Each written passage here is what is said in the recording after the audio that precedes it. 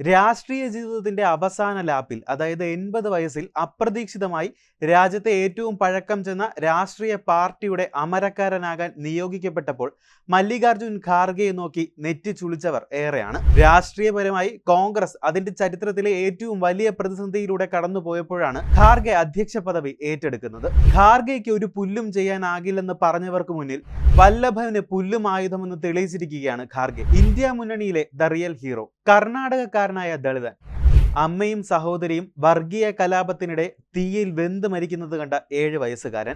വിദ്യാർത്ഥി രാഷ്ട്രീയത്തിൽ നിന്നും ട്രേഡ് യൂണിയൻ രാഷ്ട്രീയത്തിൽ നിന്നും അദ്ദേഹം 9 തവണ MLA ആയും 2 തവണ MP ആയും സംസ്ഥാന കേന്ദ്രമന്ത്രിയായും ഉയർന്നു വന്നു. നെഹ്റുവിയൻ രാഷ്ട്രീയവും അംബേദ്കർ രാഷ്ട്രീയവും സമന്വയിച്ചുകൊണ്ട് വ്യക്തമായ പ്രത്യയശാസ്ത്രത്തിൽ അടിയുറച്ചാണ് ഖാർഗെയുടെ നിലനിൽപ്പ്.